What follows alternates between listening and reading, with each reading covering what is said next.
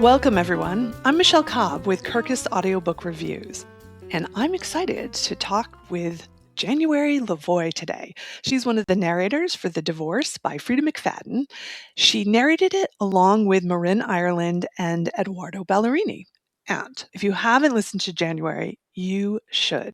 She is a quintessential storyteller and one of the most distinguished voices in the world of audiobooks. She's won Audie Awards and a Voices to Know Golden Voice. And I was shocked how quickly I was hooked into this title and the plot and all the narration, and I cannot wait to talk to January about it. So it's truly a delight and a privilege to welcome the brilliant January LaVoy. Hi, Michelle. Thank you so much for having me. Okay, now this is a thriller, so it's a bit of a challenge. And we know a lot of things have happened with this author recently because she came out from her pseudonym. But without giving too much away, can you tell our listeners what The Divorce is about? Yes. So it's kind of easy because it's about a divorce. But it's What? about a sort of really, in the most fundamental and profound way, an unexpected divorce.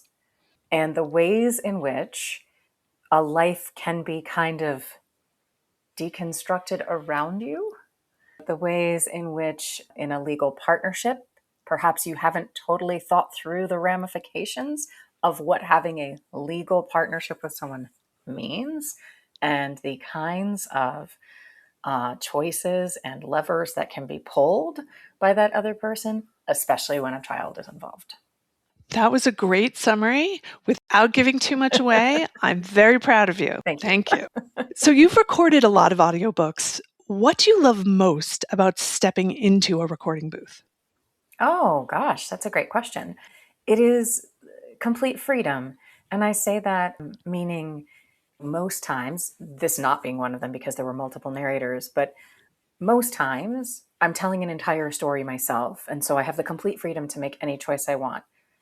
In this case, or, like the other Freida McFadden book that I did, which was with Scott Brick and Julia Whalen, I mean, you're working with other folks who you trust them completely. I mean, at this point, I sort of know everyone. I'm always excited when there's a new to me narrator that I'm collaborating with on something. But, you listen to their samples, you chat with folks. How did you do this? Is there anything I need to know about that? Is that person, they said Southern, is it Texas or Arkansas? That kind of collaboration. But then ultimately, once you're in the booth, it's just you.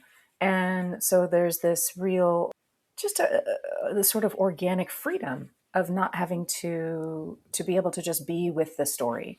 I'm the custodian of this part of the story, and it is my job to communicate every word of it the way that the author wrote it down.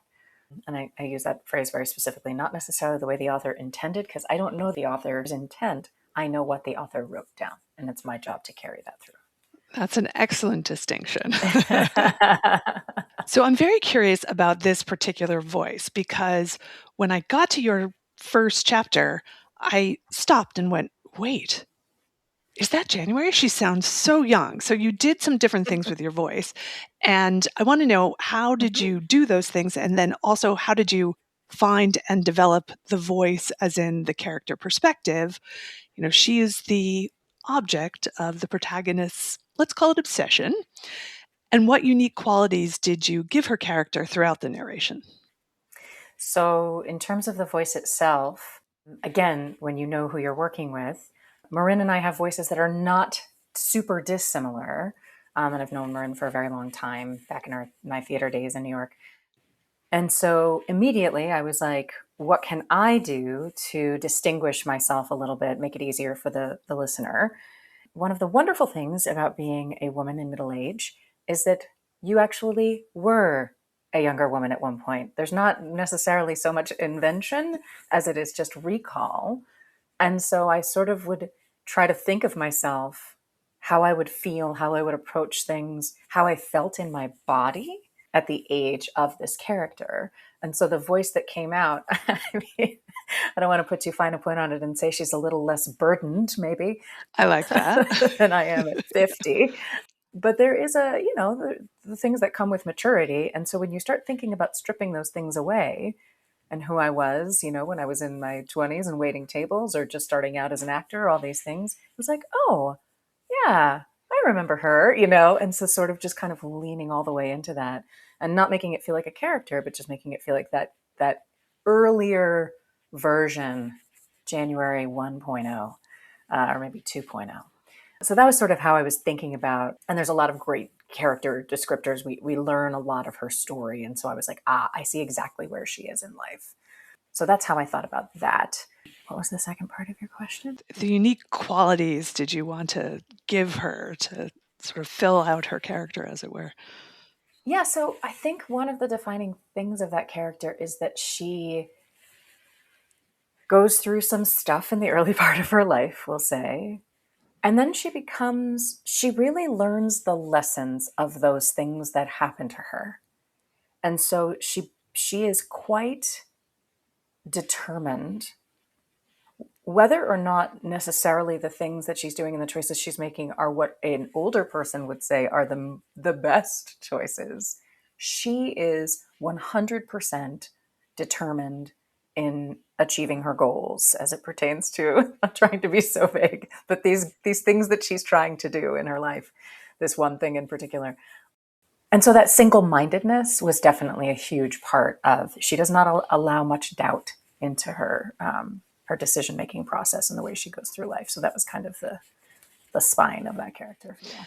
Now, this is the second book that you've co-narrated, which you mentioned. And I'm curious about building that tension in thrillers, but particularly in Freida McFadden's thrillers.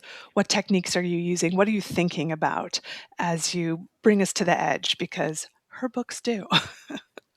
For sure. So, like, I recently did a book that in the description that the publisher sent me, they said, this is a moody, atmospheric horror book. And I was like, okay. And when I get something like that as a narrator, I am instructed by those words that they're looking for a certain tone or a certain feeling that I then have some responsibility for conjuring. It's all in the words, of course, but I have some responsibility to support that feeling. Freida McFadden, 1,000,000% present. Like the reason I think that listeners are able to be brought to that tense edge is because they know that we don't know what's about to happen to us any more than they do. So it's about maintaining this incredibly present tense feeling. And just then you're like, your shoulders start to creep up because you're like, I know something. This is what we know about Freida. Something's going to happen. When is it going to happen? Oh, we're a third of the way book. We're half of the way through the book. We're 3/4. What's it? So for me, with this type of book, that's really what it's about: is staying as present as possible. And that definitely comes through in the narration.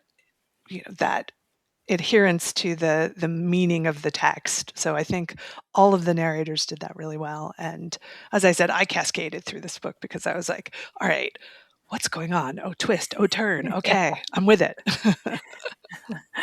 So now you have a range of voices and emotions, and you've talked about some of them here that you're giving each character. But not only do you have to play Veronica, who is the protagonist's obsession, but you also have to play Naomi, who is the protagonist, and her ex-husband. So how do you flip back and forth with such ease? I mean, this is the boring answer, but I've been an actor for such a long time. And it really is just sort of like, it's like going to a buffet. One of the kind of tropes about if you go to grad school for acting, it's like you end up playing old people and young people and dogs and trees. And like being an audiobook narrator is like the most extreme version of that, right? And so I think the reason that I say is if you go to acting school is because a lot of actors who start their careers without that, they end up getting cast in the things that they look like. Right. Right. So really the only time as an actor, if you're not going to be cast as what you look like, it's like in school or in audio. And so that for me, I had so much of that in graduate school. And so I had that kind of basis to be able to, once I started doing audiobooks, I was like, oh, I know how to do this. And so it's really building character like anything else, trying to be judicious, not go too far, but not do too little. And a lot of it is really just trusting that you're your listener is with you and that the writer has done 90% of the work. It's not trying to get in the way. I'm not trying to like prove anything to you. I'm not trying to prove to you that I'm a dude, but I'm going to give you a sound that will allow you to meet me in a space where you relax into the idea that I am that dude in that moment. Yes, dudes, children, you had it all. And now, did you interact with Edoardo and Marin about any of it? Only at the Audis. Oh, wow. We were like, hey, we're doing that because like right around the time we were recording, I think maybe one of us had. So it was like, hey, yeah, Freida, yeah, what's up? Cool, yeah. But again, they're folks who, I know them, I know their voices. This is the first time, I will say, I've known Edoardo forever. And this is the first time in my memory, I think I'm right about this, that I have gotten to play Edoardo. Oh, interesting. And I was really excited about that because his voice is so distinct and so iconic and I know it so well. So it's kind of like, yeah, I can just relax into that thing and do my version of Edoardo. It's really fun. I love that. So now many audiobook listeners say that they will pick an audiobook really based on who is narrating. So I know that narrators kind of add their own flair to the story, and you had multiple flairs being added here. But how do you feel that narration, and in particular co-narration like this, enhances the storytelling experience? So, well, on like the most obvious and technical level, it enhances it because it broadens access. And we can talk about that in terms of people of differing abilities, oral learners versus That's me. Visual learners, even, right? Even on the level though, and I was just talking about this recently with someone, like so many of my friends, men and women with children, have told me, because I don't have kids, but they've told me that like audiobooks gave them books back because from the time they had a child, they'd never had two free hands to hold and read a book, right? So on the most sort of physical level of like giving people books back who have not been able to have books for whatever reason, that is the best part of being an audiobook narrator. Like the idea that I can do something for my job that then allow, because I'm a passionate reader, always have been. If I lost that from my life, I don't know what I would do. So to be able to give that back to people is like, whew, that's very, very meaningful. But in terms of what I think it does, storytelling is the oldest art form we have. Most, if not all of us, at some point in our earliest human experiences were told or read a story, right? Unless we lived in complete isolation.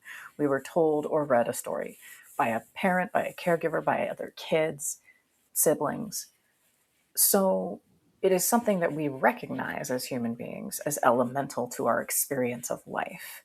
And so then to be able to be the person who like gifts you that intermediation from a great author, I mean, that's just so cool. And, I just hope my goal is to just never get in the way. I always want to be supporting and lifting up and just be that conduit for the story. And a couple of weeks ago, I had invited an early career narrator into the studio with me. She had asked if she could observe, and I was like, of course, come on in. And there were a couple times that day when she was there and I would do something and then I'd go, no, I have an audience. I laid that on a little bit thick. Let me go back and grab that again. Yeah. It's a fine line, it's a really fine line. And so just being able to kind of, just not decorate, not get in the way, but just support, be a conduit. That's what I love. Well, and hats off to you because you do theater and, other types of mediums. So to be able to recognize when you are not serving the medium to the best of your ability, that's quite a skill. Oh, thank you. And as a listener who pretty much, I've been doing audiobooks for years, but that moment the kid came, then it was like truly the majority is coming in the ears because you're right. You have something to hold and things to run to. Yes, exactly. Yes, that too. And then of course you have to exercise a lot more after that anyway. That's right. Well, January, thank you so much for joining us to discuss The Divorce by Freida McFadden, quite the thriller. This was narrated by you, Marin Ireland, and Edoardo Ballerini. And thank you, of course, to Dreamscape for helping us create this episode. For thousands of audiobook reviews, we invite you to visit kirkusreviews.com. I'm Michelle Cobb. Thanks for listening.